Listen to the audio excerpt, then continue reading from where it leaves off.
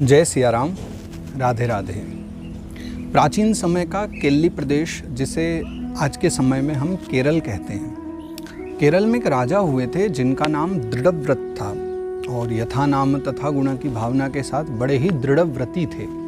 एक बार जो संकल्प ले लेते उसको पूरा भी कर लेते थे। जीवन में सब संपन्नता होते हुए भी निसंतान होने का दुख बड़ा भारी था उनके जीवन में। उन्होंने भगवान नारायण की साधना का सहारा लिया और भगवान नारायण की सद्कृपा से उन्हें एक पुत्र रत्न की प्राप्ति हो गई और उस पुत्र का नाम उन्होंने कुलशेखर आलवार रखा। कुलशेखर वो भी नाम के अनुरूप दिव्य कर्मों वाला हुआ। महाराज ने उसको शिक्षा दीक्षा की अच्छी सब व्यवस्था करा दी। कुलशेखर के लिए विद्वान ब्राह्मणों के द्वारा उसकी शिक्षा दीक्षा हुई और पढ़कर के खूब विद्वान हो गए कुलशेखर। भगवत कृपा के द्वारा जिस पुत्र का आगमन हुआ था इस संसार में, वो बालक भी स्वयं भगवान नारायण के प्रति सदा बड़ा आकर्षित रहने लगा। भगवान की लीलाएं, भगवान के दिव्य कर्म, भगवान के दिव्य चरित्र वो उसे बड़े प्रिय लगने लगे और भगवान की कथा श्रवण करते करते कुलशेखर आलवार को भगवान के श्री राम स्वरूप में बड़ी रुचि हो गई और उन्हें जब भी समय मिलता था यदा कदा वो श्री राम कथा सुनने के लिए बैठ जाते थे। विद्वान ब्राह्मणों के द्वारा, संतों के द्वारा, भक्तों के द्वारा जहाँ मिले वो श्री राम कथा का श्रवण करते रहते थे। कुलशेखर का हृदय भगवान की कथाओं के प्रति कितना डूब जाता था, ये बात हमें एक कथा से समझ में आ जाती है कि एक दिन कुलशेखर बैठ कर के एक पंडित जी से कथा सुन रहे थे और भी बहुत सारे श्रोता समाज वहाँ पर कथा सुन रहा था। वाल्मीकि रामायण की कथा चल रही थी और पंडित जी ने उस समय मंत्र पढ़ा तो खरदूषण वाला प्रसंग राम कथा में चल रहा था। पंडित जी ने वो श्लोक पढ़ा वाल्मीकि रामायण से, 14 सहस्राणि रक्षसाम भीम कर्मणाम एकश्च रामो धर्मात्मा कथम युद्धो भविष्यति। एक और तो 14,000 राक्षसों की सेना और वो भी कैसे, भीम कर्मणाम, जिनके कर्म अगर आप सुन लो तो ही समझ आ जाए कि वो कितने अत्याचारी और पापी राक्षस हैं, ऋषि मुनियों को खा जाने वाले ऐसे दुष्टात्मा राक्षस। और एक तरफ एकश्च रामो धर्मात्मा, एक तरफ अकेले श्री राम जी चल पड़े हैं। लक्ष्मण जी को आदेश दिया है कि माँ जानकी की रक्षा करो आप यहीं, और हम युद्ध करके आते हैं खरदूषण से। तो खरदूषण चले हैं सेना लेकर के और राम जी चले हैं अकेले, और वो भी पैदल नंगे पांव, बस हाथ में धनुष बाण लेकर के। तो ये सुनते ही उस समय जो कथा में बैठे हुए थे उन्हें ऐसा भान नहीं था कि हम कथा सुन रहे हैं। उन्हें ऐसा लग रहा था मानो ये कोई हमें आकर के बता रहा है कि राम जी अकेले युद्ध लड़ने जा रहे हैं। तो बड़े क्रोध में भर गए कि ये बिल्कुल भी धर्म के अनुसार युद्ध नहीं होगा अगर राम जी अकेले लड़ेंगे, हम राम जी के लिए सेना लेकर के जाएंगे। और वो खड़े हो गए। पास ही रखा हुआ एक शंख था पंडित जी के, वो शंख उठाया और उन्होंने शंख बजा करके इस भावना से कि हमें युद्ध करने जाना है, उन्होंने सेना को आज्ञा दे दी कि अभी के अभी सेना तैयार करो। सेनापति को आज्ञा दे दी, सेना तैयार करो, हम युद्ध करने जाएंगे राम जी के साथ। खरदूषण को पराजित करके आना है हमें राम जी के साथ मिलके।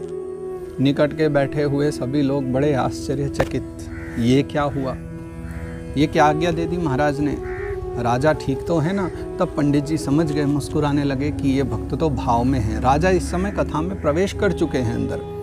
तो उसी समय फिर जो है पंडित जी ने दूसरा मंत्र गा करके और बताया कि अकेले ही राम जी ने 14,000 की सेना का संहार कर दिया।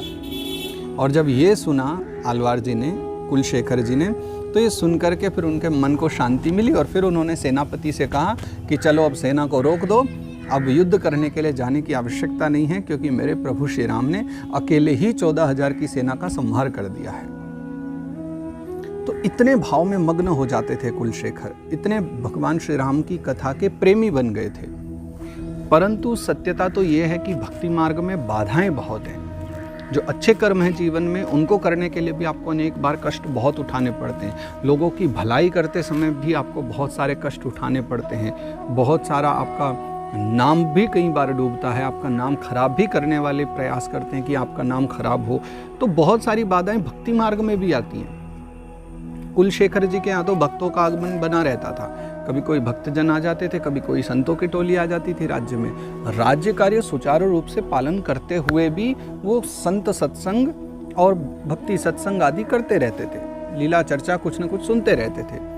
अब एक दिन वहाँ से कोई हीरा एक चोरी हो गया उनके राज्य में से, और वहाँ के जो अधिपति थे, राज्य को चलाने वाले थे, और वहाँ के जो कर्मचारी आदि थे, जो राज्य के सभासद थे, उन सभी ने कहा कि ये जो भक्तों के रूप में महाराज से मिलने आते हैं, अवश्य इन भक्तों ने ही किसी ने हीरा चोरी किया होगा। अब कुलशेखर जी ठहरे पक्के भक्त, उन्होंने तो तत्काल एक पात्र में एक जहरीला विषैला सर्प मंगवाया, उस पर ढक्कन लगा के रखा था, और कहा कि देखो, आपने मेरे सभी संतों और भक्तों पर ये दोषारोपण किया है कि ये इन्हीं में से किसी ने वो हीरा चोरी किया है, तो मैं इसमें हाथ डालता हूँ, और अगर इन संतों में से या भक्तों में से किसी ने भी, क्योंकि मैं एक एक को जानता हूँ अच्छे से, बहुत समय से जानता हूँ, सब यहाँ आते हैं सत्संग करने, अगर इनमें से किसी ने भी चोरी की है तो ये सर्प अभी मुझे डस लेगा, और अगर ये सब निर्दोष हैं तो सर्प कुछ नहीं कहेगा। और ये देखते ही उन्होंने वो पात्र का बर्तन हटाया और कुलशेखर जी ने अपना हाथ उसमें डाल दिया। सर्प बिल्कुल शांत बैठा रहा, तो हाथ थोड़ी देर में बाहर निकाल कर कुलशेखर जी कहते हैं, देखो मैंने तो सत्यता का प्रमाण दे दिया है, अब जितने सभासद कर्मचारी आप में से जिसको भी लगता है कि ये संत महात्मा चोर हैं, अब आप हाथ डाल करके देख लो, और अभी परीक्षा हो जाएगी। अगर आपको लगता है कि इन्होंने चोरी की है और आपकी बात सत्य है, आप हाथ डालो, सर्प आपको नहीं डसेगा। सुन करके सभी बहुत लज्जित हो गए और सभी ने कुलशेखर जी से क्षमा याचना की। तो परम भागवत थे श्री कुलशेखर आलवार जी, जो केरल प्रदेश में उत्पन्न हुए थे, और ऐसे परम भगवत भक्त जो हमारे भारतवर्ष की संस्कृति में, भारतीय सनातन संस्कृति में आए हैं।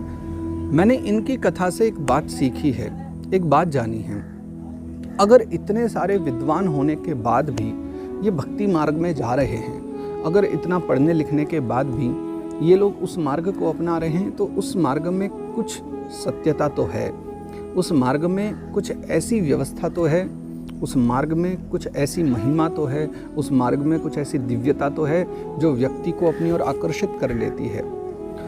आखिर भक्ति मार्ग में, धर्म मार्ग में वो कौन सी व्यवस्था है, वो कौन सी दिव्यता है जिसके लिए व्यक्ति अपने सारे सुख संपदा छोड़ देता है, अपने धन वैभव ऐश्वर्य सबका त्याग करके, इतने बड़े राज्य का त्याग करके, और जो इस मार्ग को पकड़ लेता है, इस मार्ग में चल देता है। राज्य में जब संतों के ऊपर दोषारोपण हुआ तो ये बात कुलशेखर जी को अच्छी नहीं लगी कि मेरे राज्य में किसी को इस प्रकार दोषारोपण किया जाए, महात्मा के ऊपर वो भी।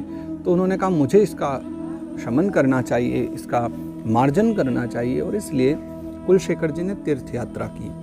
अब इनकी तीर्थ यात्रा हमारे लिए लाभकारी हो गई, क्योंकि ये सर्वप्रथम तो श्रीरंग जी गए, और श्रीरंग जी जाकर के इन्होंने वहाँ बहुत समय तक निवास किया, और श्रीरंग जी में इन्होंने संस्कृत में ग्रंथ की रचना की जिसका नाम मुकुंदमाला है। जो संस्कृत के विद्वान हैं और जिन्होंने वो पढ़ा है तो जानते होंगे उसकी कितनी अद्भुत महिमा है, कितनी दिव्य लेखनी के द्वारा उन्होंने भगवान के लीला चरित्रों का लेखन किया है, गाया है उनको।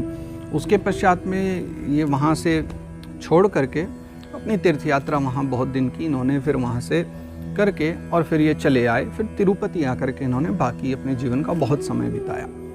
तिरुपति जी में आकर के इन्होंने संस्कृत लेखन छोड़ करके फिर ये हिंदी लेखनी की तरफ गए। फिर इन्होंने पदों की रचना की, और ऐसे पदों की जो आने वाले समाज में हर व्यक्ति समझ पाए और पढ़ पाए। और इनकी लेखनी में जो भाव आते हैं ना, वो कुछ कुछ रसखान जी जैसे आते हैं।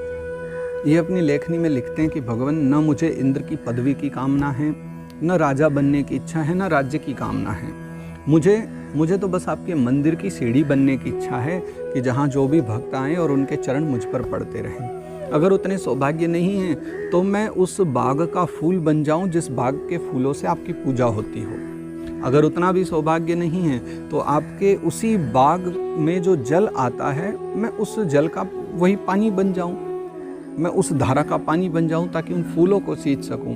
और अगर उतना भी नहीं तो भगवान मुझ पर बस इतनी कृपा कर दो कि मैं माटी बन जाऊं, रजकण बन जाऊं जिस मार्ग से भक्तजन जाते हों। तो रसखान जी की भांति ये भी बड़ी सुंदर भावना लेकर के पदों की रचना करते हैं। और अंत में कुलशेखर जी एक अपने जीवन के अंतिम काल में बस एक ही बात भगवान से प्रार्थना करते हैं कि भगवान, एक बच्चा जब माँ से मार भी खाता है ना, तो भी रोने के बाद वो माँ के ही पास जाता है। तो कदाचित आप मेरे जीवन में कितने भी दुख दे दो, मुझे कितना परेशान करने की सोचो, किसी प्रकार भी मुझे दूर करने का प्रयास करो, परंतु मेरे माई बाप तो आप ही हो, मेरे मालिक तो आप ही हो। तो घूम फिर कर के मुझे भी आपके चरणों का ही सहारा चाहिए और अंत में मैं भी आपके चरणों में ही आऊँगा। बस यही मेरी प्रार्थना है। मुझे इससे इससे भिन्न और कुछ भी नहीं चाहिए। मुझे बस आपकी शरणागति की कामना है। बार बार वर मांगऊँ हर्ष देहु श्रीरंग, पद सरोज अनपायनी, भक्ति सदा सत्संग। आप सभी को मेरा बहुत बहुत सादर प्रणाम।